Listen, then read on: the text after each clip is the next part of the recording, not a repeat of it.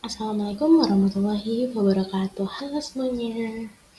Perkenalkan, nama saya Ovia Aziza dengan NPM 2211011045.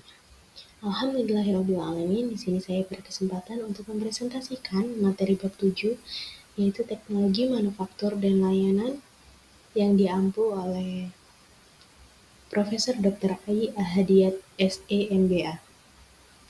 Jadi teman-teman, di sini saya akan membahas terkait bab 7, yaitu teknologi manufaktur dan layanan.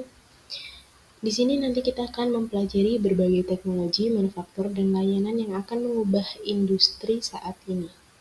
Jadi kita akan fokus pada contoh nyata dan aplikasi mutakhir. Next slide. Kita akan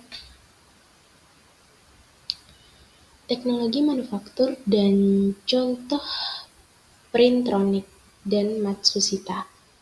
Printronic ini merupakan produsen printer industri yang mengutamakan efisiensi produksi dan kehandalan dalam perekayasaan manufaktur. Oke, kita mulai dari teknologi manufaktur inti ya. Jadi, teknologi manufaktur inti itu seperti pondasi. Dalam proses produksi, ini akan sangat mempengaruhi dalam keefisienan dan keandalan produksi. Contohnya seperti itu, Printronic. Ini merupakan perusahaan yang dia fokusnya ke teknologi printer. Nah, mereka membuat printer kuat dan efisien itu buat berbagai industri, misalnya logistik dan manufaktur. Nah, kalau Matsushita ini sekarang namanya Panasonic. Jadi Panasonic ini mereka jago di bidang teknologi otomasi di Jepang. Mereka terkenal dengan inovasi dengan peralatan elektronik dan manufaktur yang canggih di Jepang.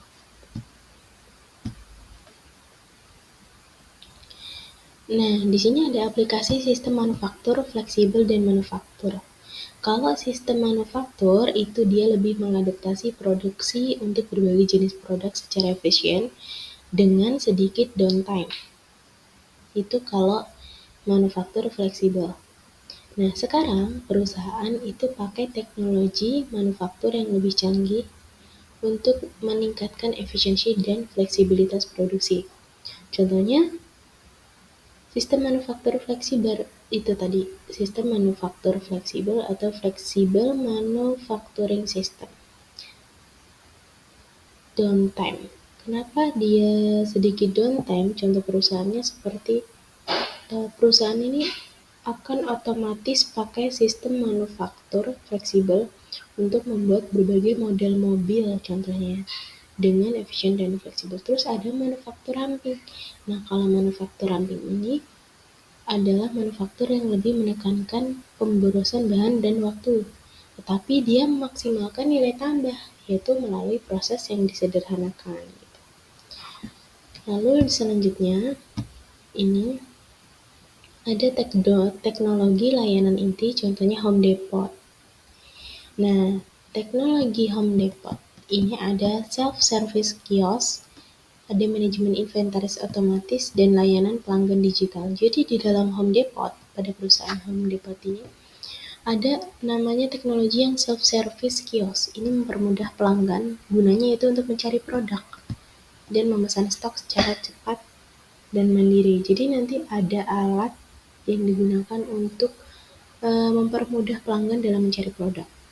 Lalu selanjutnya yaitu ada teknologi manajemen inventaris otomatis. Nah, ini memastikan ketersediaan produk tepat waktu dan mengurangi kelebihan stok. Jadi nanti ada nih alat atau teknologi yang khusus untuk mengecek ketersediaan produk. Ada juga namanya teknologi layanan pelanggan digital. Jadi ada teknologi yang dia melakukan pendampingan melalui aplikasi mobile dan platform online itu untuk konsultasi secara teknis. Selanjutnya kita akan membahas tentang teknologi departemen non-inti. Jadi teknologi departemen non-inti itu seperti produksi dan layanan, tapi juga departemen non-inti seperti administrasi. Jadi ada teknologi administrasi,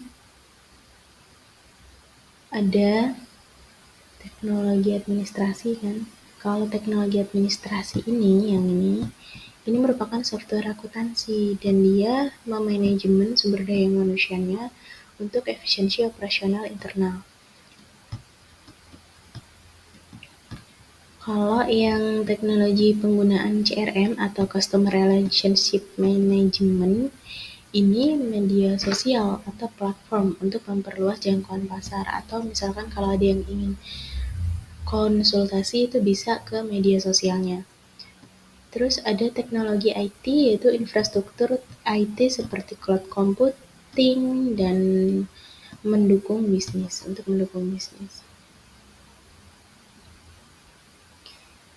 Kalau CRM ini kan tujuannya untuk membesarkan jangkauan pasar ya, karena apa yang dirasakan oleh customer itu adalah pandangan pada brand tersebut. Jadi kalau misalkan hubungan dengan konsumen itu baik, maka customer itu memandang brand tersebut bagus, dia layanannya baik gitu kan. Nah selanjutnya ini ada interdependensi alur kerja. Nah ini adalah antar departemen, contohnya seperti Great Ormond Street Hospital. Nah teknologi itu membuat hubungan antar departemen dalam sebuah organisasi itu agar lebih erat. Contohnya handphone lah. Handphone kan digunakan untuk komunikasi jarak jauh ya. Jadi misalkan ada rapat itu bisa melalui online, bisa melalui rapat online, melalui Zoom, itu kan untuk membangun hubungan lebih erat. Jadi untuk membangun hubungan lebih erat itu nggak harus saling tatap muka, nggak harus ketemu gitu. Contohnya ini rumah sakit Great Ormond Street Hospital. Nah ini pakai teknologi untuk membuat alur kerja antar departemen itu lebih lancar. Nah, departemen medis itu mengurus diagnosa dan perawatan pasien secara langsung. Sedangkan departemen IT ini tugasnya menyediakan sistem informasi untuk mendukung rekam medis elektronik. Sedangkan departemen administrasi ini yaitu mengelola jadwal pasien dan sumber daya rumah sakitnya. Dan selanjutnya yang keempat ada tim pendukung. Nah, tim pendukung ini koordinasi lintas departemen, tujuannya untuk layanan kesehatan agar lebih optimal kembali. Nah, apa sih dampak teknologi pada desain pekerjaan sistem sosioteknis? Jadi ada 3 nih dampaknya. Yang pertama, teknologi ini bisa membantu mendukung efektivitas kerja dan produktivitas operasional. Jadi sebenarnya teknologi itu sangat berpengaruh ya ke desain pekerjaan seperti itu tadi sosioteknis, karena dia fokus ke interaksi terhadap manusia dan teknologi dalam proses kerja.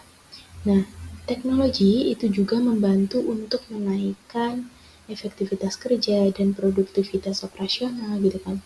Manusia di sini berperan penting, yaitu manusia berperan sebagai pengambil keputusan dan operator sistem, karena untuk mengambil keputusan robotik atau AI itu tidak bisa. Kalau yang ketiga yaitu ada interaksi. Nah, interaksi ini merupakan kolaborasi antar mesin dan manusia dalam proses kerja yang optimal. Contohnya apa? Contohnya di pabrik manufaktur teknologi ya, itu otomasi mengubah peran kerja. Nah, pekerja ini nggak cuman mengerjakan tugas manual yang berulang, tetapi juga mereka mengerjakan mesin. Nah, mesin dan mengawasi proses produksi. Mereka juga memberikan pelatihan. Mereka memberikan pelatihan untuk mereka agar mereka mengerti teknologi dan mengerjakan tugas yang lebih kompleks. Nah, di sini ada studi kasus Departemen Asetat. Jadi ada 3. Yang pertama efisiensi produksi. Di sini efisiensi produksi penerapan teknologi otomasi meningkatkan kecepatan dan posisi produksi. Yang kedua, pengendalian kualitas. Jadi sistem monitoring. Kalau pengendalian kualitas ini sistemnya monitoring digital untuk menjamin standar mutu konsisten. Lalu ada kolaborasi tim. Jadi kolaborasi itu sangat penting karena integrasi kerja antara bagian produksi dan perawatan mesin efektif itu sangat penting. Maka dengan teknologi yang tepat, perusahaan itu bisa menaikkan efisiensi, fleksibilitas, maupun kualitas produk. Jadi ingat, teknologi itu adalah alat yang bisa membuat perubahan yang positif dan juga mendorong kemajuan di dunia bisnis. Semoga presentasi ini memberikan wawasan yang bermanfaat untuk mengaplikasikan teknologi dalam bisnis kamu. Demikian, terima kasih. Wassalamualaikum warahmatullahi wabarakatuh.